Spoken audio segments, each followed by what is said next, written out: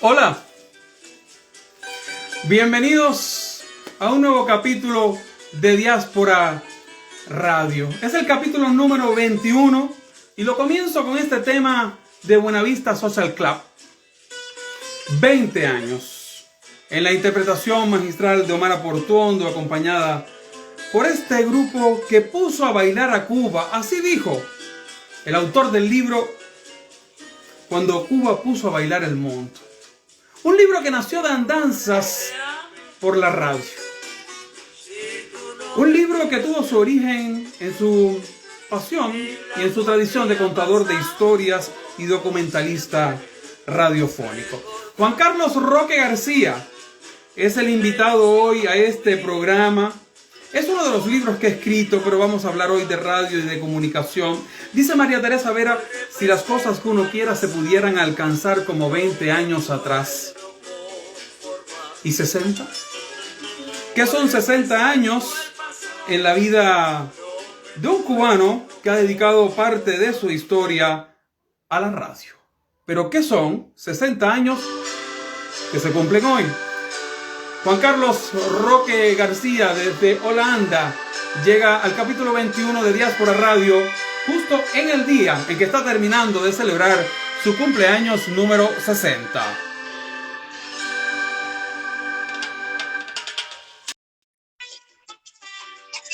Con Iraquere y Chucho Valdés, feliz cumpleaños, estoy recibiendo al protagonista de hoy. Juan Carlos, ¿cómo estás? Qué gusto.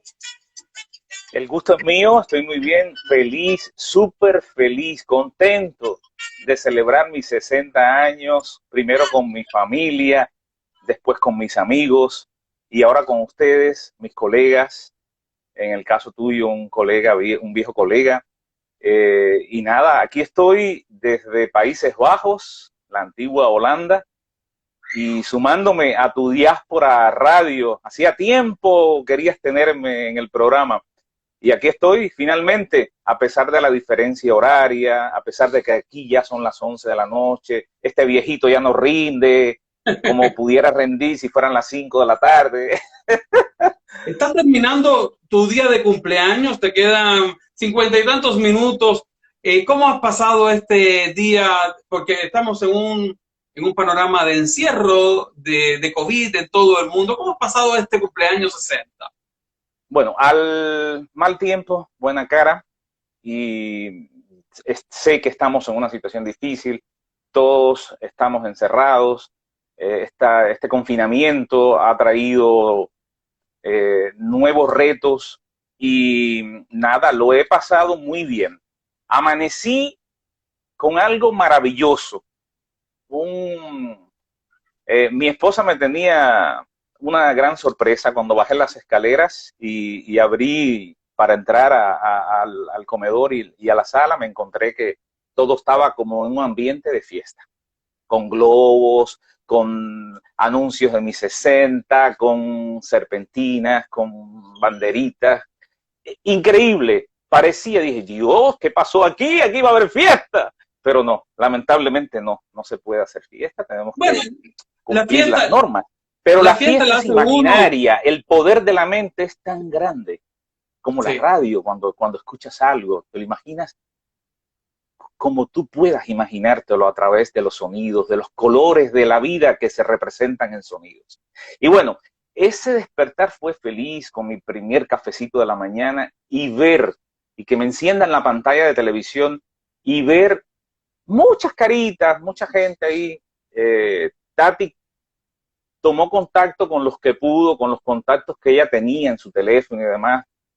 Sienten que no todos hayan estado, pero al menos estaban mi familia, digamos, colegas que tienen contacto con Tati, y todas las caritas así en la televisión.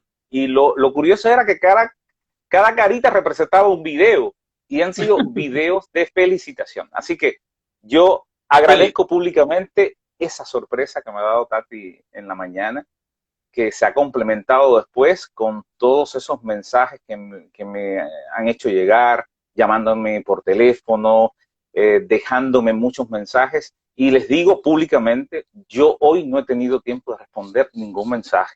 Me lo perdonan, pero mañana me dedicaré a responder todos esos mensajes, porque imagínate, también tengo compromisos como profesionales también, Ahí nos y, pregunta, Juan y Carlos, es mucho. ahí nos pregunta a un amigo en común, alguien que te admira mucho, Jesús Díaz Loyola, que fue un cumpleaños distinto, que si te recuerda esto, los cumpleaños cubanos.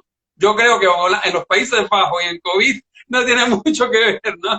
No, no, imagínate, imagínate. No, mira, mis cumpleaños han sido muy lindos. Cuando yo cumplí 50 años, por ejemplo, Tati me hizo un gran cumpleaños aquí en Holanda, también de sorpresa. Yo no me enteré absolutamente de nada y después se reunió a 70 personas en un salón de fiestas aquí en Holanda y fue maravilloso. Una noche inolvidable para toda la vida. Este año no pudo ser. Ella quería hacer algo parecido. No pudo ser por las circunstancias. Pero te voy a decir una cosa. No me conformé con aquella fiesta. Yo me fui a Cuba y celebré mis 50 años con mi familia. Pero no me conformé. Salté y me fui a la otra orilla y celebré el cumpleaños 50 con los amigos y con la familia que también tengo de la otra orilla, en la otra orilla. En lo que yo le digo, el municipio especial de Miami. Bueno, ahí mismo celebré también los 50. Oye, Juan Carlos, de estos 60 años que has cumplido hoy, ¿cuántos de ellos dedicados a la radio?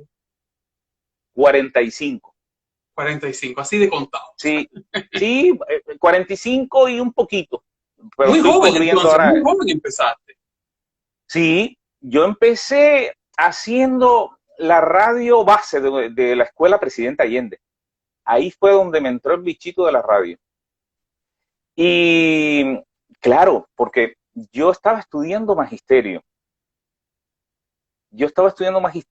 Pero ya yo, desde pequeño, tenía la ilusión de que iba a ser periodista. Y le decía a mis tíos, yo tengo un tío que quise mucho, y ahí hay personas en el chat que saben que lo quise con el corazón, a Plácido, y sé que me está viendo, porque lo he visto, a Doniquian. Doniquian conoció a mi tío Plácido. Y yo le dije a mi tío Plácido, yo quiero ser periodista, y tenía 6 años. Ya, pero es una historia muy linda que yo recomiendo que la lean, porque no va a haber tiempo contarla. Que la lean en mi libro Nunca me fui 2.0. Aprovecho para promocionar. Mira. Voy a ayudarte a promocionarlo porque este cumpleaños que tú dices que es tan singular, no lo es tanto, porque lo estás celebrando con una edición de la historia de tu vida, que es Nunca me fui, y que ahí tienes en pantalla. Sí, y es nunca la me segunda fui. edición. Nunca mejor dicho. Mira, hice una segunda edición, sí, porque hace como 3 o 4 años hice la primera edición y creo que me quedé corto porque no tenía la menor idea de las cosas que iban a pasarme, por supuesto. Y ahora como que sentí la necesidad de retomar el libro, de actualizarlo. Muchos colegas, muchas personas que han estado acompañándome en esta carrera, en la carrera de periodismo, que han sido colegas míos, ya no están. He tenido que cambiar fechas, gente que ha fallecido. Es decir, es una actualización y también una ampliación de este libro. Y lo he hecho con un gusto tremendo porque he contado las nuevas experiencias que tengo en estos últimos años. Y además es un libro enriquecido con fotos que he encontrado, que he tenido la suerte también de que personas colaboren conmigo y me hagan llegar esas fotos. Así que quizás aquellos que lo tengan, bueno, pues ya lo tienen de la edición anterior, pero 2.0, señores. Y está disponible en Amazon. Muy novedosas. Está disponible en Amazon. Ya, en los dos formatos, impreso ya y digital. Tanto los que nos están viendo ahora en vivo como los que nos van a ver en diferido, porque muchos de los amigos nos ven a través del canal de YouTube, donde queda disponible cada uno de los capítulos de Diáspora Radio. Pero ¿sabes que ese libro me pone a mí en un desafío? ¿Por qué? Me pone un desafío de conversar contigo el día en que lanzas este libro, donde tú cuentas la historia de tu vida. ¿Y cómo hacer esta entrevista para no repetir el libro? Entonces vamos a tratar de ver cómo hacemos para que yo no acepte las mismas preguntas que leí en el libro, porque le debo confesar a la gente que tuviste la amabilidad de mandármelo previamente y yo leí el libro, así que disfruté cada una de sus historias. Yo ¿Y tú lo ahí mismo? estoy cumpliendo un código principal. Sí. Si vas a entrevistarme y vas a preguntar del libro, hay que leerse el libro, Álvaro. Sí, y me lo leí, pero me lo Una leí con broma. gusto, me lo leí con gusto, quiero Sí, decir, porque, eso te iba a preguntar, ¿qué te pareció sí, el libro? me lo leí con gusto porque me enteré de muchas historias de Juan Carlos que son también historias del medio, historias de la radio y también historias de los momentos que te tocaron vivir que yo no viví. Pero voy a eso porque algunos podrían pensar, alguien tan joven, porque 60 años en los tiempos que vivimos, son, digamos que son los 50 de la década de los 80, ¿no? Sí, sí. Tan joven, ¿por qué te dedicas a escribir un libro sobre la historia de tu vida? Tal vez un tema de nostalgia. ¿Eres nostálgico? Sí soy nostálgico. Añoro muchas cosas. Y lo confieso así públicamente, sin temor a que me puedan criticar. Además, la crítica enriquece también mucho a las personas. Yo las acepto y trato de asumirlas, aunque no comparta a veces las cosas. Pero te digo, sí, soy muy nostálgico y es, soy muy apegado a la historia, soy muy apegado a aquello que ha calado en mí, a aquello que ha dejado una huella.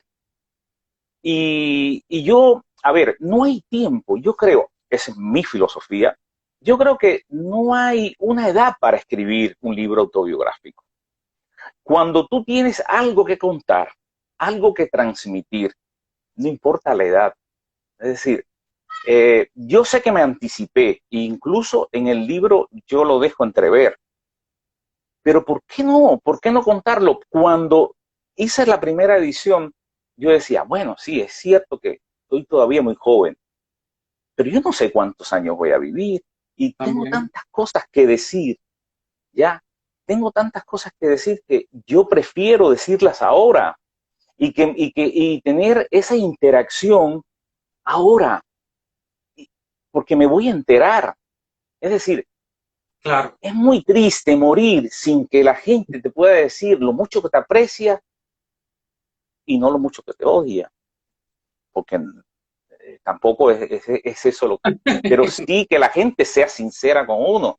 Y mira, este tipo de libros, de confesiones que uno hace, te permite interactuar. De hecho, yo no sé si lo notaste, mi libro es una constante interacción, una interacción con colegas, con familia, con amigos. No soy yo a veces quien cuento mi historia. Yo le he dado el lugar que tiene esa gente que me ha acompañado en este viaje por la vida, en este viaje por la radio incluso. La radio es mi pasión. Sí, y queda reflejado en el libro, porque el libro comienza, yo te lo decía por interno, con un capítulo donde Radio Reloj tiene una maravillosa historia en tu nacimiento. No voy a contar para que la gente lo lea, pero lo busque. Eh, Sí, pero el título del libro me llama la atención y quiero detenerme ahí, porque para quienes no saben, después vamos a entrar, pero Juan Carlos tiene una historia profesional envidiable, larga en la radio internacional y lleva casi 2 décadas fuera de Cuba. ¿Cómo alguien que lleva 20 años o casi 20 años fuera de su país titula un libro con Nunca me fui? porque yo nunca me he ido de Cuba. Y ahí tienes otra confesión. Yo cuando salí de Cuba hace 25 años a trabajar a Radio Nederland, vine a través de un permiso que obtuve de la Unión Nacional de Escritores y Artistas de Cuba, con la que mantengo lazos muy estrechos aún. Yo aún pertenezco a la Unión Nacional de Escritores y Artistas de Cuba. Incluso a mí se me publicó en Cuba uno de mis libros. Ojalá me publicaran todos, no lo creo. ¿Cuál de ellos? ¿Cuál de ellos? Me publicaron el de el Buenavista Social Club, como Cuba puso a bailar al mundo. Bailé en un solo pie con la música de Buenavista. ¿Tú crees que te Que te publicarían publique, nunca? ¿Tú crees que te publicarían Nunca me fui? a ver, depende. Es decir, yo dispuesto estoy. Ahora, depende de los sensores. Y los hay. no podemos estar ajenos a eso. ¿Y qué Primero, censurarían de ese libro, que es la historia de tu vida? ¿Qué tú crees? no sé, no lo sé. A veces uno no sabe qué tema puede poner en duda a, a quienes leen el libro y lo prueban si se publica o no. Uno no lo sabe. Como tampoco cuando hacíamos periodismo, hacíamos radio, realmente a veces yo me pregunto, ¿había censura o nos autocensurábamos? ¿Cuál es tu Las respuesta? dos, las dos cosas. Las dos cosas. Yo soy honesto. Las ¿Y dos cosas. y hay una respuesta más importante en la jerarquía que otra? ¿Nos autocensurábamos más que nos censuraban o nos censuraban mucho y por eso, por precaución, nos autocensurábamos? Yo creo que, yo diría, en mi caso, 50 y 50. Pero mira, es que tengo tantas experiencias tratando de justamente burlar esa censura. Yo creo que el crecimiento espiritual de una persona, el crecimiento profesional, buscar la manera de contar una historia, de darle la vuelta y decirlo de otra manera, es una manera de enfrentar también la censura. Mira, y censura hay en todas partes. Voy a dejarlo bien claro también. ¿Por qué? Porque tú trabajas para el que paga en sentido de la palabra. Es decir, el que pone el dinero en un medio es el que te va a dictar qué es lo que quiere. Y eso lo sabemos, que ocurre tanto en Cuba como en otro país. De que ocurra con mayor sentido veces en Cuba, ocurre, sí, es cierto, ocurre. Pero el kit está en buscar cómo, entre comillas, burlar esa censura. Y yo creo que, mira, la vida me ha demostrado que se pueden hacer cosas, y de alguna manera encontrar la vía para decirlas. Cuando tú destacas esa afrenta y esa posición que tuviste para arriesgarte, me quedo con la sensación, yo tengo mi opinión, pero en este caso tú eres mi interlocutor, mi invitado, eh, que puedas estar interpretando que hubo una generación floja, le dicen en Chile floja, acomodada dentro de los medios de comunicación y especialmente de la radio, que hubo una camada de profesionales que no se arriesgaron. Mira, yo no sería tan absoluto. Yo creo que dependemos también de las circunstancias y de las circunstancias que a veces se imponen. Es decir, depende, porque a veces tú puedes entender por qué no tratar un determinado tema. Lo puedes entender, aunque no lo compartas, ¿ya? No compartas totalmente esa decisión. Mira, te voy a poner un ejemplo. Yo en el año 1987 más o menos, empecé a producir un documental sonoro, un radio documental, como se decía en esa época, que trataba el tema de la religión. Yo sabía que me estaba arriesgando a tratar un tema que no me lo iban a aprobar, pero yo lo hice. Yo lo produje. Y está María Hernández, que ojalá se sume a la transmisión. María Hernández fue quien me propuso el tema, quien descubrió el personaje. Y pudiste Porque sacar. llegamos a formar. Y pudiste transmitir. No. ¿No? En Rebelde me lo prohibieron, me lo censuraron. En Rebelde no me dejaron sacar ese documental con una espiritista cubana. Y luego, nada, pasaron unos días y me llamó Pedro Pérez, el director de Radio Taíno, y me dijo, oye, dame tu documental que yo te lo voy a sacar en Radio Taíno. Nada, era Rebelde y Taíno era lo mismo en sentido de la palabra. Lo que pasa es que Radio Taíno está dedicado a los turistas, que tampoco es que los turistas escucharan tanto Radio Taíno. Era un pretexto. Radio Taíno, mira, sinceramente se convirtió en una emisora muy escuchada por los habaneros en primera instancia. Sí. La gente tenía Radio Taíno como una opción en el dial diferente en contenido, en concepción de programas, en temáticas, en abordar temas que no se abordaban, incluso podíamos escuchar música que no se ponía en la radio nacional. Y que estaba limitada por la política de difusión también. Ahí claro. Sí. Quiero aprovechar que ya nos metimos de lleno en la radio para decir que Juan Carlos, como pocos profesionales de la radio y de la comunicación con los que he conversado en este ciclo de Diáspora Radio, pero también con los que he conocido a lo largo de mi carrera, tienen la posibilidad de decir que trabajaron en los distintos estamentos o niveles jerárquicos de una emisora. Trabajaste en emisora municipal, trabajaste en emisora provincial, trabajaste en cadena nacional y trabajaste y terminaste en estos años trabajando, en muchos años de estos 60 o de estos 45 dedicados a la radio, en radios internacionales. Quiero empezar con esto. Teniendo todo el diapasón, ¿con qué se queda el apasionado, el radioapasionado, el periodista de vocación, Juan Carlos, con la radio que podía hacer a nivel pequeño, territorial, o con la radio grande que llegaba a todo el mundo? Yo me quedo, Álvaro, con la radio.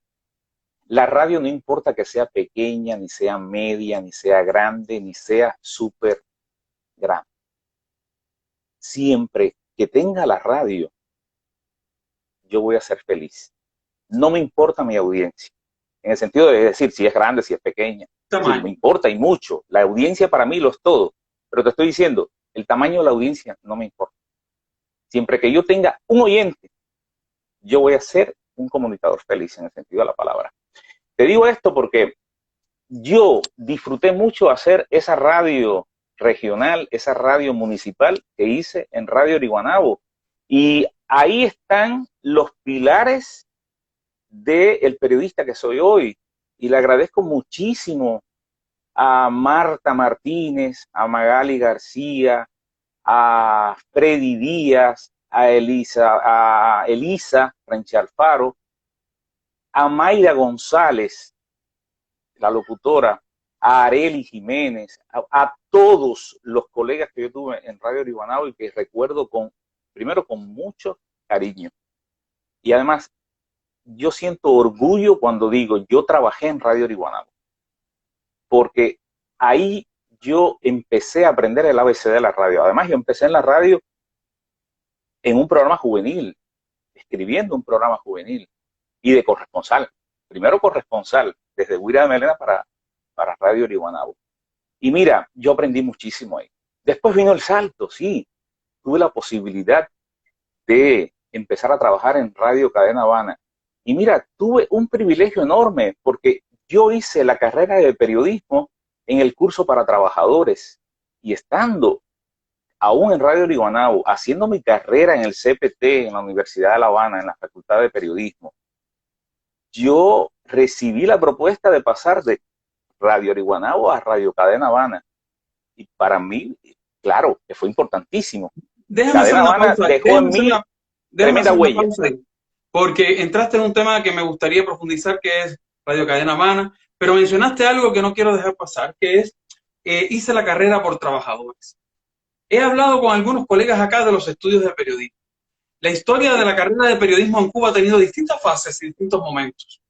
Desde los cursos para trabajadores, donde ya gente del medio venía por reconocimiento del oficio a cursar la carrera de periodismo. Después, cuando se egresaba directamente desde la enseñanza media, hubo un experimento de traer profesionales de distintos, que le llamaron los reorientados en la década del 90, a una segunda carrera a estudiar periodismo. Después los estudios se dispersaron por regiones. Hoy se habla en el mundo de tendencias de la carrera de periodismo más corto. Según el periodista con 45 años de experiencia, ¿cuál sería el estudio o el modelo de estudio ideal, viendo que han habido tantos, para un buen periodista? Si me das a escoger, yo volvería a estudiar así como estudié en el curso para trabajadores. Yo volvería a mis raíces, a aprender la radio desde cero. y después pasaría por todos esos niveles educativos. Sinceramente, te lo digo así, con toda la sinceridad del mundo. Yo te digo a ti que fui muy afortunado estudiando la carrera de periodismo. Me pasaron cosas increíbles, increíbles, pero llegar a la universidad ya con un poquito, porque era mínimo, pero era un poquito de conocimientos sobre la radio y el medio, me hizo transitar ese periodo académico y de estudiante de una manera más agradable. Es decir, yo me sentía a gusto estudiando la carrera de periodismo. Yo disfrutaba de esas clases de los grandes periodistas, de los grandes maestros que pasaron por mí. Y de aquellos que no eran maestros. ¿Recuerdas alguno de esos grandes maestros? Sí, yo recuerdo varios, pero los que más, porque teníamos maestros que eran muy buenos, que dominaban la teoría a la perfección, pero teníamos el lujo de contar a veces con maestros que iban y nos daban una clase, pero una clase maravillosa, excepcional. Era un privilegio, por ejemplo, asistir a una clase con Julio Batista. Era un privilegio tener en el aula a Gladys Pérez, a mi maestra que tanto quiero. Y mi maestro. Y también, bueno, pues Gladys me metió el bichito del documental sonoro, porque del documental de radio en ese momento. Yo aprendí a amar ese género escuchando programas de Gladys Pérez en Radio Progreso. Y que tengas la posibilidad de que lleven a Gladys, fueron los dos juntos, yo recuerdo que fueron los dos a la clase y hablaron del documental sonoro, y yo estaba, te lo juro, con la babita caída. Yo tenía, ¿cuánto tenía, Juan Carlos? Yo tenía 21 años, 20 años tenía cuando empecé a estudiar la carrera, y yo vería, Dios mío, para mí eran los grandes maestros y lo siguen siendo, son mi referente, y estoy muy, pero muy feliz, muy contento de incluso tener contacto todavía con los dos. Mientras hacía esa carrera de periodismo por trabajadores, todo este capítulo me enteré en el libro, Nunca me fui, que está en venta en Amazon y cuya segunda versión acaba de anunciar Juan Carlos al inicio. Mientras hacías, te profesionalizabas como periodista, te profesionalizabas también en la radio, y lo hiciste en una radio provincial, Radio Cadena Habana, que todavía existe, pero que fue la radio provincial en su momento de lo que los cubanos llamábamos Habana Campo. Pero en esa radio viviste grandes experiencias, trabajaste con grandes personas que se convirtieron después en nombres de la radio cubana, y me llamó la atención porque yo también me pasé por Radio Cadena Habana simultaneando en mis tiempos de periodista radial en Cuba, y me tocó alguna vez, no era mi programa, pero sustituir en 7:30 Juventud, y supe que ahí comenzaste, pero además me emocionó porque era un programa que muchas de las generaciones que en estos años han hecho 7:30 Juventud, que creo que todavía existe, no conocían la dinámica de lo que era. Y a mí me gustaría que tú hablaras de esa experiencia en Cadena Habana y en 7:30 Juventud, que fue un programa de muchos años y reconocido en La Habana. Sí, mira, yo llegué como guionista, porque primero comencé como guionista de los programas juveniles en Radio Ariguanao, y entonces ya yo estaba en el tercer año de la carrera y me propusieron ir, no de periodista, porque yo no estaba graduado de periodista, pero fui de guionista de 7:30 Juventud. Y tuve el privilegio también de trabajar con locutores como René González Dusat, como Lili Saracho, ¿ya? Iraida también, y con la dirección de Carlos, con la dirección de Lourdes, con la asesoría de Mayra García. Es decir, yo tuve un equipazo en Radio Cadena Habana, que yo me sentía primero a gusto y me sentía también con la libertad de escribir esos libretos, pensando, porque yo era también muy joven, pensando en que la audiencia era una audiencia hasta yo diría millonaria en el sentido de la palabra, porque era dedicada a los jóvenes de la enseñanza media y media superior, ¿no? Y teníamos todos esos estudiantes, no solamente de La Habana, nos escuchaban en Matanzas, nos escuchaban en Pinar del Río, en Ciudad de La Habana. Yo por ahí aprendí muchísimo, incluso las experiencias esas de hacer los programas en el campo, en las escuelas, in situ, nos movíamos con aquella guagua de control remoto que yo tengo una foto que publico ahí en el libro, por cierto. Fueron experiencias pero muy buenas que me ayudaron a entender qué era la radio y por qué hacíamos la radio. Fue algo lindo, pero no solamente hice 7:30 Juventud. Ahí fue donde tuve la oportunidad de empezar a hacer mis primeros ensayos de documentales sonoros, de documentales de radio. ¿Por qué le llamas ensayo? ¿Por qué le llamas ensayo? Porque estaba aprendiendo. Era mi primera, digamos, experiencia, mi primer encontronazo con la verdad, chocas con lo que es de verdad producir un documental y una serie de aspectos a tener en cuenta, ¿no? Para que se acerque al menos a lo que pensábamos en ese momento que era el documental de radio. Y sí, ahí yo tuve muy buenos maestros también en ese sentido, gente que me aportó mucho, que me ayudó. Recuerdo que mi mentora en radio, ay, perdón, ya estoy, que hablo de cualquier radio, mira, son las 11:32 de la noche. Oye, mira, mi mentora ahí fue Milvia Zapata. Yo lo menciono en el libro, a Milvia Zapata yo le debo mucho, muchísimo. Porque aprendí a trabajar. Después seguirían siendo compañeros en Radio Rebelde. Sí, en Radio Rebelde trabajamos juntos, sí. Pero ahí aprendí muchísimo. Milvia era locutora, pero también era técnico de sonido. Sabía manejar las máquinas increíblemente. Me enseñó la técnica, me enseñó a editar.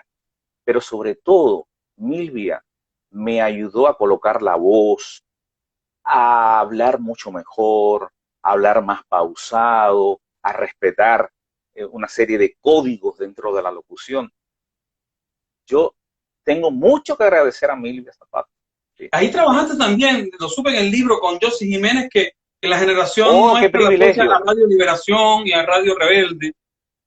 Qué privilegio trabajar en Habana 19. Yo dirigí Habana 19 y Josy estaba haciendo la locución con Roberto y ese paso de Josy por Habana 19 para mí es inolvidable, inolvidable. Y es un sacrificio hacer ese tipo de programas. Era de 5 a 9 de la mañana, 4 horas.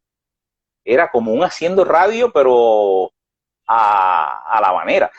Y digamos que Radio Cadena Habana estaba bastante alejado del centro.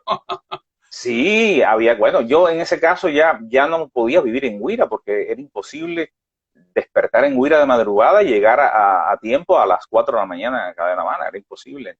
Pero bueno, afortunadamente conseguí donde vivir en La Habana, alquilé y yo cogía la 22 allá en el Parque Central. Yo vivía cuando eso en Industria San Rafael. ¡Guau! ¡Qué bien! ¡Qué lujo! Recuerdo que fue una etapa muy linda. Josy y yo tomábamos la misma guagua, yo en el Parque Central y ella después ahí en 23. Qué lindo, qué lindo. Llegaban juntos a la radio. Y estuvieron también juntos y trabajamos. Sí. Sí, trabajamos muchos años juntos. Ya eran momentos en que podíamos alternar trabajos en una radio y en otra. Había que buscar la manera también de vivir, ¿no? Y de aumentar nuestra entrada económica, es decir.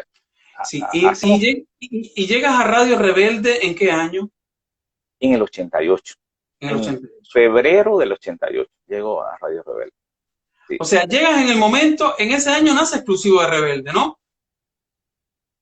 No, Exclusivo nace, pero bueno, sí nace, pero es decir, yo llego en febrero y Exclusivo nace ya un poco después. ya. Pero yo llego a Rebelde porque Juan Hernández, Juanito, me lleva, es decir, me propone ir de Cadena Habana para Rebelde. Y justo me lleva como realizador de documentales, como periodista realizador de documentales. Y allí entonces tuve el apoyo de muchos colegas que me dieron la bienvenida. Quiero destacar a Nora Rodríguez Calzadilla, Calzadilla. Rodríguez Calzadilla, Nora Rodríguez Calzadilla, quien fue mi jefa, ¿no? En ese momento. También lo fue Marta Varés, pero Nora sobre todo trabajaba con el equipo de reporteros y yo como documentalista era como un reportero también. ¿Y qué Y hacía el sí, Juan documentalista? Hernández. ¿Qué hacía el documentalista Juan Carlos en Radio Rebelde? ¿Qué tipo de documentales y para qué parte de la programación? Porque generalmente los noticieros o los programas en Rebelde tenían un ritmo muy ágil. ¿Dónde colaba esos documentales y de qué temática? Bueno, pues esos documentales los colaban sobre todo en Haciendo Radio. En Haciendo Radio. Y la temática, bueno, era muy variada, pero yo recuerdo que a mí me llevaron a Rebelde, como quien dice, a producir documentales, hice algunos documentales que yo tenía en mente, que quería trabajar y demás, pero recuerdo que en el mes de mayo del año 88 me dijeron, necesitamos que vayas para Santiago de Cuba a hacer unos documentales con campesinos, con gente de la sierra, bueno, fue maravilloso adentrarse en la sierra, conocer a esa gente te podrás imaginar, gente maravillosa, humilde, gente que hablaba con el corazón así en la mano. Tú sentías que de verdad que era un privilegio estar también junto a ellos. Y sí, yo hice documentales históricos en esa primera etapa, pero históricos, pero teniendo en cuenta a la gente, al pueblo, acercándome a sus historias para contarlas de ahí, de primera mano, ¿ya? ¿Con qué Pero, con qué materiales trabajaba un reportero o un documentalista de la radio cubana en la década del 80? ¿Qué había? bueno, Una grabadora de cassette, una de cinta manual, ¿qué cosa? ¿Qué materiales tenía para trabajar? bueno, yo llegué a utilizar cinta y después, bueno, fueron incorporando también grabadoras de casetes, sí, tuve grabadoras de casetes y, bueno, editábamos con las máquinas húngaras, ¿no? Se me olvidó el nombre ahora, pero esas máquinas grandes, ¿no? En Cuba, a diferencia cuando llegué aquí a Europa, me encontré que aquí se cortaba, antes en Cuba también se cortó una época en que se cortaba y pegaba la cinta. Después se Claro. empezó a editar directamente de máquina a máquina, ¿no? Pero ya yo entré a Radio Rebelde cuando se editaba de máquina a máquina y en Cadena Habana también. Juan Unos Carlos, editores, de las cosas que hiciste en Rebelde, que fueron muchas, y fue una etapa, quiero volver al tema de la nostalgia porque yo soy un nostálgico, entonces te entiendo, y como soy un nostálgico leo mucho de la nostalgia. Y antes se pensaba que la nostalgia era una enfermedad hasta que detectaron que era un estado de ánimo. Y ese estado de ánimo nos ancla a momentos del pasado que nos dan energías para seguir, según muchas teorías, pero a veces también corremos el riesgo con la distancia de jerarquizar, para bien o para mal, episodios que ocurrieron en nuestro pasado. Depende de la nostalgia. Eh, ¿Eres un nostálgico de esa época del periodismo de los 80 e inicios de los 90 en la radio cubana? sí, ¿Hicimos porque periodismo o se hizo periodismo en la radio cubana en esos años? Una pregunta que le hice a un colega también que pasó una vez por acá. yo sí considero que se hizo periodismo y se hizo muy buen periodismo. Y tuve gente que adoré, gente que fueron para mí mis grandes guías dentro del periodismo. Y puedo poner el ejemplo de Daniel Torres, que dejó en mí una gran huella, que me llamó para su equipo de exclusivo de Radio Rebelde desde que fundó el exclusivo y formó el equipo. Eh, Al propio uruguayo, que me recibió también con los brazos abiertos, que me dio la posibilidad de sentirme muy a gusto con el trabajo que yo estaba haciendo. Y mira, yo hice periodismo y periodismo crítico. Yo tuve una etapa en que pude, a través del exclusivo de Radio Rebelde, hacer el móvil de la calle, el móvil La Calle se llamaba. Yo tengo historias, yo lo cuento en el libro, yo no voy a hacer esos cuentos aquí ahora porque nos llevaría muchísima. Ya vamos por 41 minutos y no he dicho nada todavía. Oye, y sí, yo hice periodismo crítico y yo creo que sí hicimos un periodismo de vanguardia, un periodismo que ojalá no nos hubiesen cortado las alas. ¿Te cortaron las alas? ¿Te cortaron las alas? Sí. ¿Nos cortaron las alas? Sí nos cortaron las alas. ¿Cuándo y por qué? Lo reconozco. ¿Cuándo y por qué? ¿Por qué?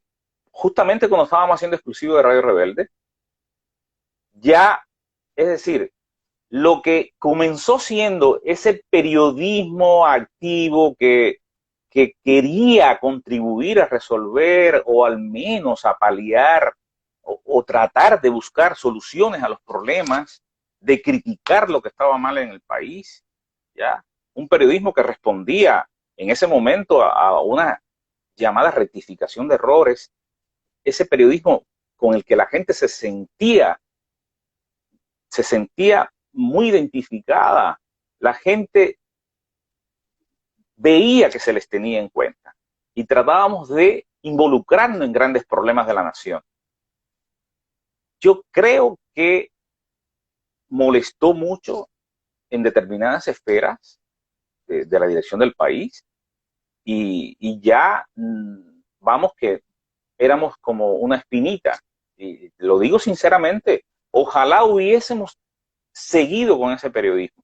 Y bueno, de ahí también tú sabes cómo son las circunstancias, cosas que pasaron, por qué exclusivo se tuvo que ir del aire, ya de eso se habló en este programa. Y yo estaba ahí, yo formaba parte de ese equipo, que incluso tuve que ayudar en esa primera etapa, que como digo yo, nos cortaron las alas. El programa... las alas que tenían sin cortar antes, en esa década que para algunos, con toda la visión que uno pueda tener, cuestionadora o no, fue una etapa de oro del periodismo radiofónico cubano. Esas alas que teníamos antes de que se cortaran, eran, o licencias, como le llamó un amigo en común que pasó por acá, esas licencias eran para todo. ¿Alguna vez el periodismo que se hizo en la radio cubana y en esa década, que tuvo determinadas permisividades, se pudo meter en realidad con el poder en Cuba? ¿Cuestionar el poder? El poder como tal, no. Aunque sí se intentó en algún momento. Pero sí a las esferas del poder. Nosotros llegamos a criticar a los ministros. Nosotros llegamos a meternos en líos muy grandes. Alvarito, y yo lo cuento ahí en el libro, hay momentos en que hicimos un periodismo que puso en jaque a ciertos funcionarios. Y yo creo que ahí está la responsabilidad del periodismo, cuando se hace seriamente, cuando el periodismo responde a la necesidad de ser crítico con el que esté gobernando. ¿Entiendes? Y eso es lo que le ha faltado al periodismo cubano durante muchos años. Nosotros lo intentamos. Nosotros tratamos al menos de romper, digamos, esa barrera, ¿ya? Y ya te digo, éramos muy críticos y llegamos a poner en jaque muchas esferas del poder en ese sentido. Y yo creo que para bien, no era que estábamos haciendo para nada una contrarrevolución, todo lo contrario. Yo creo que lo que queríamos era el bien para el país, queríamos el bien para la nación, para los cubanos, para que Cuba pudiera seguir su camino. Lamentablemente. Fuiste protagonista de episodios importantes de esa época, hablaste de exclusivo, pero también te tocó asumir y alternar con otro colega un proyecto que fue muy rápidamente posicionado en la audiencia, que era un programa de análisis de actualidad que se llamó Hablando Claro. ¿Qué era y cómo nació Hablando Claro? Porque todavía creo que Hablando Claro sale y lo transmite incluso en la madrugada. ¿Qué ¿Qué fue?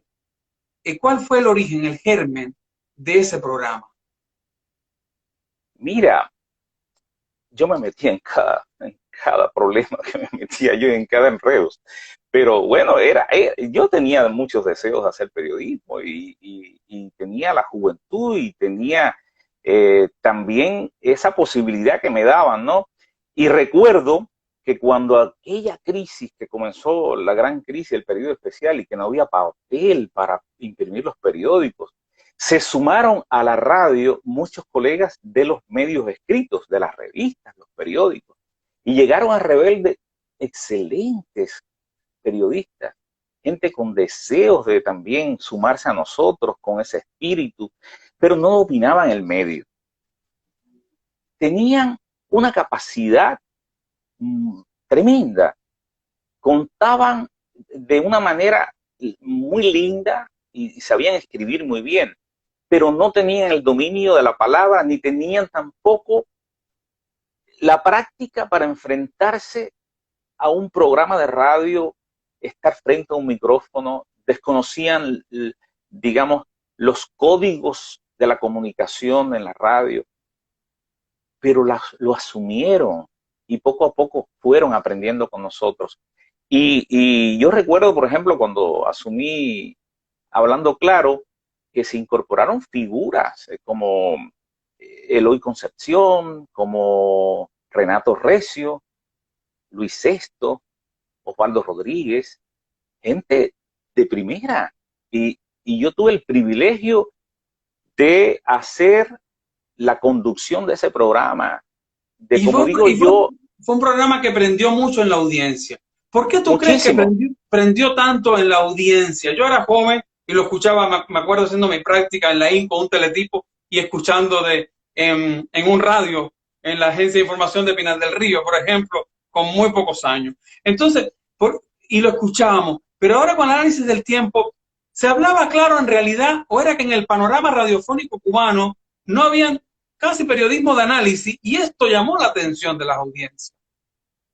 Mira, tienes razón, porque como digo yo, en aquel momento en que dejamos de hacer ese periodismo crítico y que algo así como que el periodismo fue más light, ¿ya? Y empezamos a hacer un periodismo menos crítico, Hablando Claro se convirtió como en el nicho de la crítica. No sé si me entiendes. Era justo el único programa donde tú podías escuchar un tema a profundidad. Creo que uno de los eslogans lo dice. Un tema tratado a profundidad. A veces a camisa quitada. A veces las preguntas que yo hacía son las que le ponían picante al tema. Y yo creo que sí, que fue también una válvula de escape dentro de la programación, que nos permitió mantener más o menos vivo o casi vivo el espíritu que ya habíamos adquirido o que habíamos tenido en una programación pasada, ¿no? Cuando ya se dejó de hacer ese periodismo que tanto impulsamos, por el que tanto luchamos, por el que tanto discutimos, por el que tantas veces nos vimos cuestionados, que nos llevaron, como digo yo, a reuniones con las autoridades en el Comité Central, aquí y allá. Porque, bueno, era así, trabajamos en... Tuvieron muchos problemas. Hubo, por ejemplo, algún capítulo donde hablaron de un tema y lo llamaron del departamento ideológico y le dijeron, este tema no se trata más. ¿O tuvieron momentos o episodios así? Yo recuerdo que sí tuvimos episodios muy difíciles, pero mira, tuvimos también a un excelente director que se fajaba, como decimos los cubanos, por nosotros. Se iba con la cinta debajo del brazo y nos acompañaba a defendernos y a estar con nosotros ahí en la reunión. Y no sé cómo lo hacía, pero Juan Hernández siempre salía victorioso, porque además era un tipo que sabía mucho de radio, pero sabía también tratar con las autoridades, sabía buscar la solución, sabía dialogar, Y eso se ha perdido mucho, el sentido del diálogo, de respetar posiciones, de buscar al menos que haya una comprensión cuando estás criticando, estás buscando, digamos, buscando las patas al gato, ¿no? Pero en este sentido... Tú solito con tu respuesta te has metido en esta nueva pregunta. Además, yo te dije que yo iba a ser sincero y yo transité por un periodismo que tuvo muchas etapas.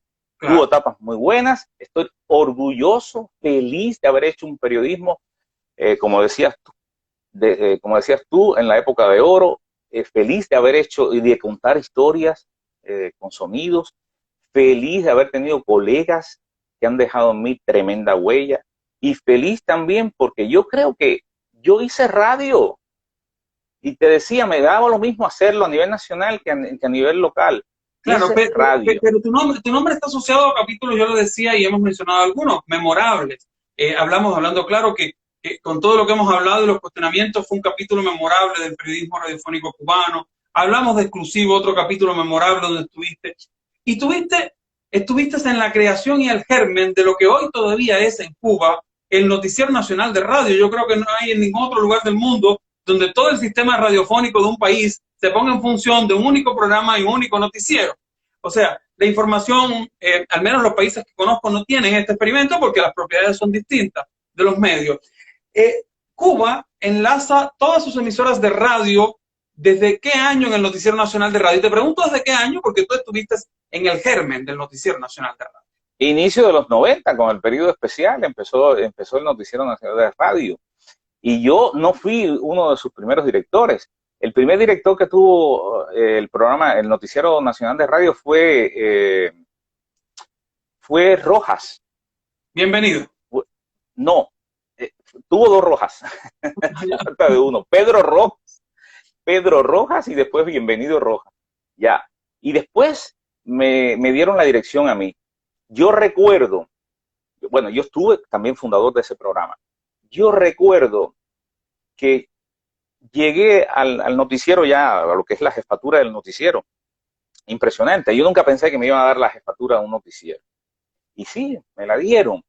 Pero yo llegué ahí con la ayuda de gente que yo no puedo dejar de mencionar esta noche. Menciona. Yo llegué ahí, sí. Perla Marina Alcover, Nancy Aimé Gómez, Lino Hernández, Máximo Monpié,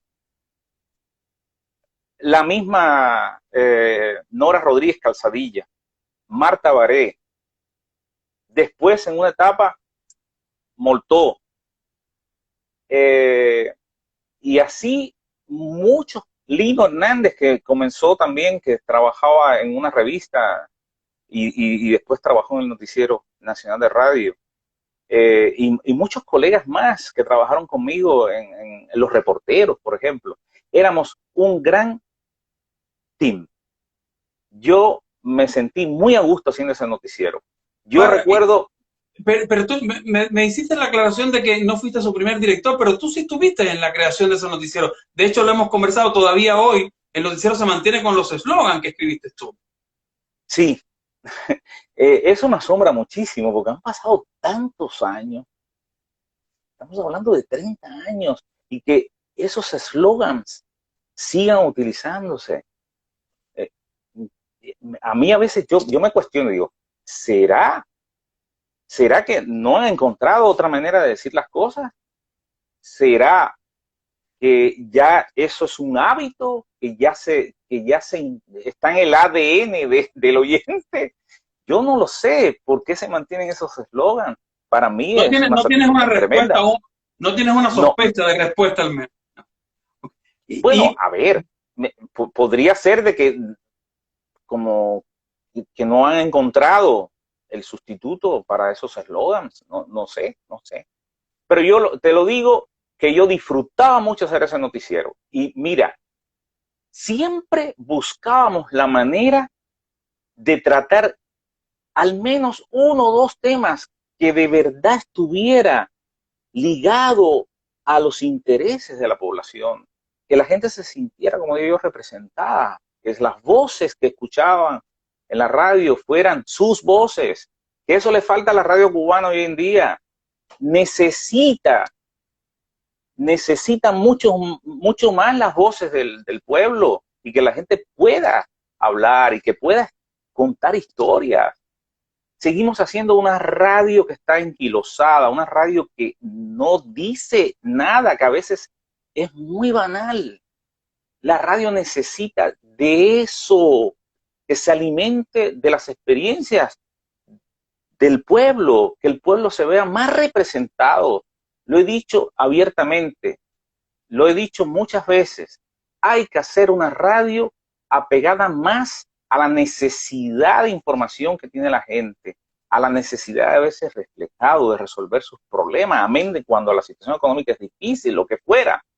Pero la gente necesita expresarse, la gente necesita decir su verdad, o al menos que se les escuche.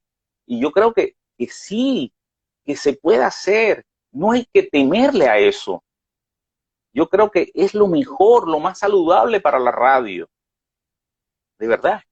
Y la radio además es un medio tan cercano a la gente, que es el medio ideal, porque además también está disperso, presente en los territorios, es cercano. Y quiero terminar, sobre todo en Cuba, es un medio muy cercano y muy querido.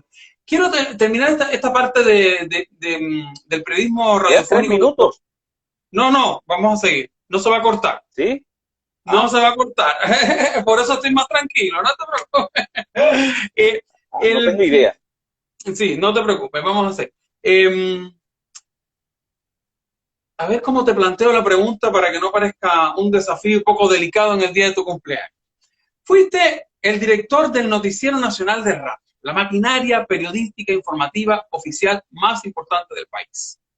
Incluso más que haciendo radio, diría yo, porque es donde se concentra la agenda informativa oficial.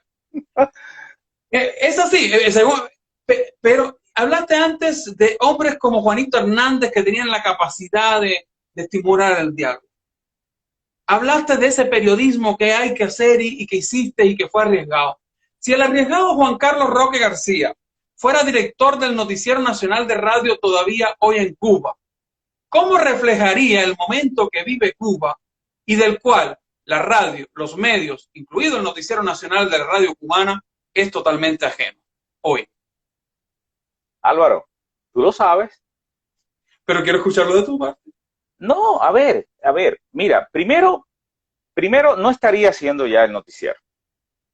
Porque, a ver, todo tiene su límite, es decir, no somos eternos en un puesto. Eso es lo primero. Y segundo, yo no compartiría y yo no comparto la manera en que se hace el periodismo en Cuba. Así, abiertamente te lo digo. Con todo respeto, hay muy buenos periodistas, hay gente muy capaz, hay gente que está haciendo muy buen trabajo, pero esa radio aún no responde a la necesidad de información del pueblo, te lo dije hace un momento. Yo sinceramente no estaría dirigiendo un noticiero así, no lo aceptaría por principio ético. Pues estuvieras dando la lucha para que, como muchos dieron la lucha. Quizás estaría dando la lucha, pero recuerda que yo también, yo era un eslabón, no era que Juan Carlos decidiera, no, había una dirección en la radio. Yo creo que cuando ya ese noticiero llega a mí, llega por las circunstancias de la vida, del país y la necesidad también que tenían de buscar a alguien que fuera capaz de, no sé si la palabra suavizar es la que yo diría, pero que fuera capaz de transformar, de buscar la manera, de buscar otra forma de decir las cosas, de llegar al menos con otro, con una otra propuesta estética, ¿ya? Y eso fue lo que yo hice, es decir, yo hacía periodismo, yo intentaba, es decir, tratar los temas, pero muchas veces tú sabes de que se responden también a cánones establecidos por la política editorial, por una serie de factores, ¿no? Pero yo te digo que yo al menos durante el tiempo que estuve en ese noticiero, intenté salirme de esos cánones, intenté salirme de esquemas. Y mira, eso lo puedes consultar a colegas que trabajaron conmigo ahí, si por lo menos lo Sí, intentamos. no es un Tal vez no lo logramos.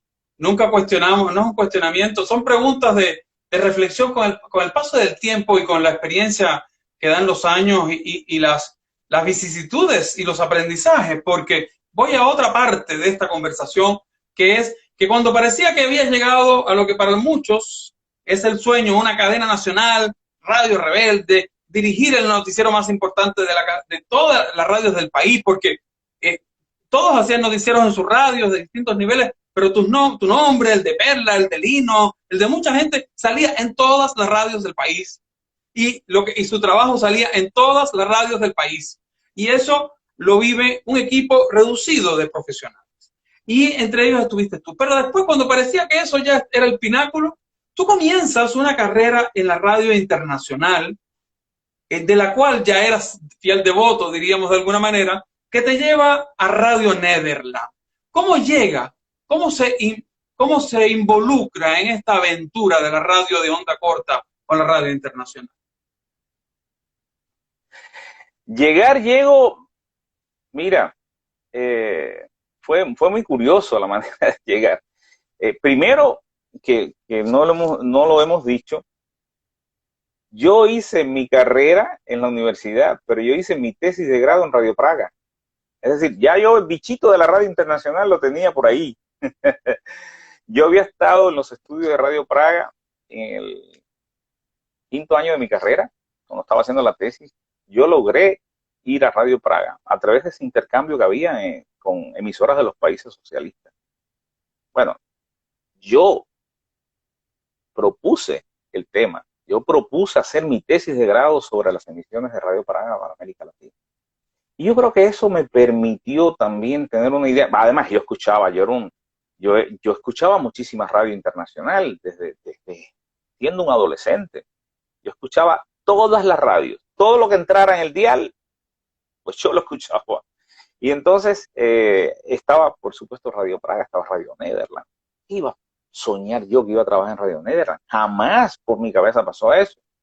Entonces yo hice mi tesis de grado sobre Radio Praga y claro, con conclusiones, con sugerencias, porque hacían una radio que necesitaba responder más a los intereses, a la idiosincrasia, a las necesidades de información del público latinoamericano y bajar un poco más y no ser tanto una radio ladrillo, tratar de buscar nuevas aristas, ¿no? a la radio internacional checoslovaca.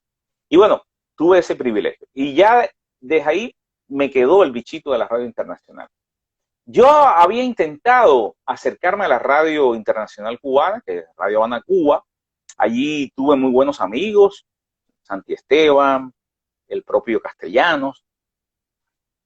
Aprendí mucho también de esa gente. Estuve varias veces en los estudios de Radio Habana, Cuba.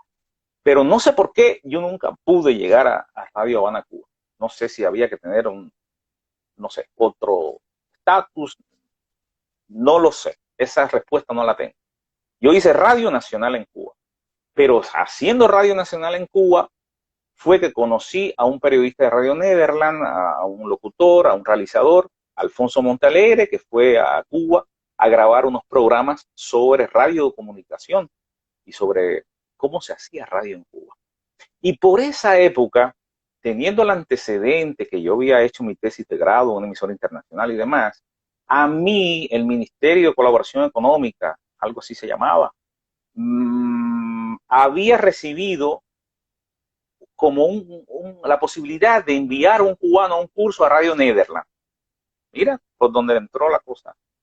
Y a mí el Instituto de Radio y Televisión me convoca en Relaciones Internacionales y me dice que hay una posibilidad de venir a Holanda a un curso de Radio Nederland y que habían pensado en mí. Bueno, se hicieron las gestiones y demás. Bueno, finalmente yo no quedé entre los, entre los elegidos, porque era una convocatoria a nivel internacional. Yo no quedé. Hubiera sido el primer cubano en venir aquí a Radio Nederland. Pero no fue así. Pero dio la casualidad de que en ese proceso viaja a Cuba el periodista de Radio Nederland y yo, bueno, lo llevé por las emisoras cubanas, todas las emisoras, y quedó impresionado. Hizo unos reportajes muy buenos sobre radio. Pero él vio la manera en que hacíamos periodismo en Radio Rebelde y se quedó fascinado. Sinceramente, Alfonso lo dijo, ustedes hacen muy buen periodismo, muy buen periodismo. Y entonces ahí aún no había presencia cubana de ningún periodista, ni reportero, ni colaborador, ni mucho menos un corresponsal de Cuba en Radio Nederland. Y me proponen a mí que yo colabore con algunos programas, pero no como corresponsal. Y empiezo yo a colaborar con la anuencia. Yo pedí permiso porque yo trabajaba en Radio Rebelde y yo tenía que al menos tener la autorización. Y recuerdo que empecé a colaborar con el programa Radio Enlace, con la Estación de la Alegría, con el programa de Ciencia y Técnica. Y bueno, así fue que entré yo a Radio Nederland como colaborador desde La Habana. Entraste como colaborador. Vamos a seguir, pero voy a hacer dos preguntas en relación con la historia que acabas de contar. Cuando fuiste a Checoslovaquia, estábamos viendo los años del campo socialista. Muchas de nuestro modelo venía heredado o íbamos allí a aprender.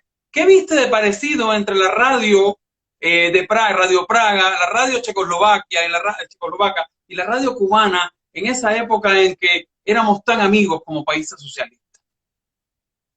Nosotros éramos mejores. Lo digo sin temor a equivocarme. La radio cubana era una mejor radio. Hay que tener, a ver, yo nunca pude juzgar a la radio checoslovaca como tal, a la radio en checo, porque no hablaba el idioma. Pero ellos hacían una programación en inglés, en español, en varios idiomas. Al menos el análisis que hice yo de la programación en español, ellos hacían una radio, pero no tan dinámica como la cubana, no tan rica como la radio que se hacía en Cuba. Los matices de la radio cubana, los matices con que hablamos, con que decimos las cosas, con la escuela, esa radio cubana, no, jamás. Es decir, nosotros hacíamos una radio de lujo, Álvaro. Y el equipamiento tecnológico, por ejemplo, de esos años, tú que estuviste en los estudios de Radio Praga Internacional, ¿eran las mismas máquinas? Porque tenemos la sensación de que todo esto venía de Hungría, de Checoslovaquia, todo lo que teníamos en nuestra radio. ¿Era tan así? ¿Eran las máquinas? No, los estudios de Radio Praga eran mucho mejores que los nuestros. Tenían mejores condiciones. Sí, yo recuerdo. Pero tecnológicamente nosotros no estábamos tan atrasados, te lo confieso. No estábamos tan atrasados. Estábamos al nivel de esos países. Sinceramente, estábamos casi al nivel de esos países. Sí. Tecnológicamente hablando. Y en algún momento empiezas a colaborar en Radio Nederland, pero dices que yo quería ser el primer cubano. ¿Hubo un cubano antes que tú que llegara a Radio Nederland? No. No. Ya. No. Ok. No. ¿Cómo llegas, cómo de esta colaboración te cambias a Holanda y comienzas a hacer tu carrera profesional de casi 2 décadas en Radio Nederland? Bueno, pues en el año 95, en febrero, estando yo en México, porque yo tuve también la posibilidad de viajar varias veces a México, no porque me mandaran, yo nunca fui a un viaje internacional a cubrir nada. Son resultados, esos viajes son resultado de invitaciones que me hicieron como periodista, como docente, como alguien que se estaba abriendo paso en el periodismo. Y también en el documental sonoro, y estuve en México, en Argentina, y esas invitaciones a México se repitieron en varias ocasiones. Estando en México en febrero del año 95, mi primer viaje había sido en el 92, y después fueron varios viajes. En el 95 me llama Alfonso Montealegre, y me dice de que había una plaza en Radio Nederland puesto y que habían pensado en mí pero que era una convocatoria internacional y que la habían sacado y que yo podía solicitar, que si yo quería solicitar. Y bueno, nada, ahí comenzó todo. Ahí Competiste, comenzó todo. competiste, Yo pedí, competiste. yo solicité, claro. Primero llegué a Cuba, lo consulté con Tati, lo hablé, ella estuvo de acuerdo, en principio, claro, tenía sus dudas, eso de venir yo para Holanda y dejarla a ella con los dos niños pequeños y demás.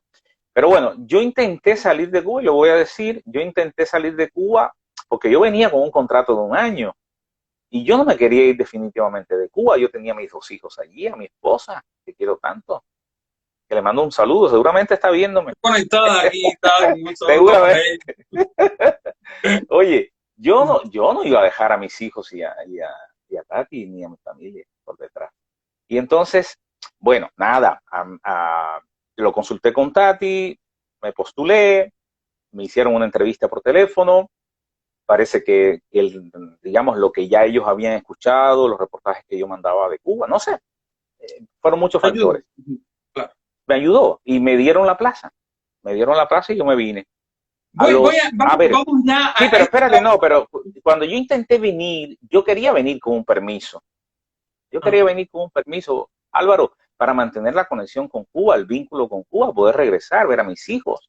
Claro. Es decir, yo no me podía lanzar hacia lo loco. Pero en el ICRT no estuvieron de acuerdo con que yo saliera con una licencia. Y no sé, no me autorizaron. Pero me acordé que ya yo para esa época era miembro de la UNIAC, yo había ganado el Caracol, tenía varios premios y era un radialista joven pero reconocido. Y pedí el permiso a través de la UNIAC y pude viajar a Holanda a través de la UNIAC para yo poder regresar. Porque yo podía llegar aquí y esto no gustarme. Yo podía llegar aquí Ese es el estatus migratorio, en radio. es el No, pero estatus migratorio espérate. que mantienes hoy en visa de la Sí, unidad. espera. Tú podías llegar aquí y con toda la mejor intención del mundo, pero también te podían decir, mira, tú no respondes a los requisitos que queremos. Tú no das la talla y mira, gracias a Dios, ya, y se acabó el contrato. Pero no fue así. Es decir, me dijeron a los 6 meses, trae a tu familia. Radio Nederland lo pagó todo. Traslado, la llegada de mi familia aquí, bueno, todo. Pero te digo, yo salí bajo ese principio, es decir, yo salía con el derecho a regresar. Déjeme Y hacerte una pregunta ese ahí. estatus lo mantuve durante muchos años y lo sigo manteniendo porque yo, te digo abiertamente, yo, como dice mi libro, nunca me fui en el sentido de la palabra. Yo quiero regresar a mi país. Ya te lo Después digo. voy a volver a eso, pero déjame preguntarte, cuando sale toda tu familia, no tuviste ningún problema, toda tu familia pudo llegar bien, se pudieron unir y radicar en Holanda. Sí, nos radicamos aquí en Holanda sin problema ninguno porque ellos viajaron con el mismo estatus que yo. Había que ir todos los años a Cuba. Por suerte, yo podía darme ese lujo, ¿ya? De poder ir todos los años a Cuba, porque teníamos que Renovar las entrar y visas, volver a salir. para renovar ¿Sí? las visas. Después vinieron después me empezaron a conceder los 2 años. Y hoy yo soy uno más de todos los cubanos que estamos afuera y vamos y venimos y vamos y venimos. Muchos lo hacen para eso, para no perder la posibilidad de regresar a su casa y a ver a su familia, que te entiendo perfectamente. Pero quiero meterme en el tema profesional. De las cosas que hiciste en estas casi 2 décadas en Radio Nederland, ¿con qué orgullo te quedas? ¿Qué cosa es lo que tú le contarías o te gusta contarle, por ejemplo, a los jóvenes radialistas con los que te juntan en muchos lugares del mundo a transmitirle tus conocimientos? ¿Qué orgullo de Radio Nederland? Mira, yo Radio Nederland tuve también la posibilidad de hacer muchas cosas, desde periodista, hacer la conducción de la matinal, conducir la edición especial de la noche, es decir, ahí había que hacer el multioficio. Era un equipo preparado con esas características y tenías que enfrentarlo todo. Eras locutor, eras periodista, eras lo que fuera, editabas tú mismo los trabajos, todo. Muy integral el periodista, muy integral el realizador. yo venía con el espíritu ese de Cuba, de que tenías un editor, de que no, a ver, cuando yo llegué a Radio Nederland había un técnico de sonido que transmitía el programa desde un determinado estudio y tú lo hacías en vivo, ok, o se grababa si era para el horario nocturno, pero ya tú ibas al estudio con todo listo, tú editabas, es decir, yo llegué aquí y tuve que empezar a cortar y empatar cintas, editar, corte y edición, me encantaba. Yo disfrutaba eso, no te puedes imaginar. De Después las vino la cosas que hiciste, tecnología, de los de todo. programas, te tocó hacer muchos Ahora te voy a programas, te decir, tocó sí, viajar por muchos países, te tocó hacer distintas cosas. ¿Qué cosa de eso te llevas no, como... yo me quedo con la serie radiofónica. Yo me quedo con esos trabajos de fondo, con esa posibilidad que me dio Radio Nederland de conocer el mundo, de conocer a la gente, sobre todo en Latinoamérica, de poder acercarme a ellos, de poder poner el micrófono de Radio Nederland a gente que jamás pensó poderse expresar a través de una radio internacional, de llegar y darle voz a toda esa gente y después regresar y traer en tu mochila, en tu maleta, todas esas voces y poder luego crear, hacer esas series radiofónicas, aquellos documentales de radio, aquellos programas testimoniales, tener la posibilidad incluso de que Radio Nederland tuviera recursos para editar esos programas, tenerlos hoy en discos compactos, primero en casetes, porque fue un proceso, pero después en disco compacto, ver que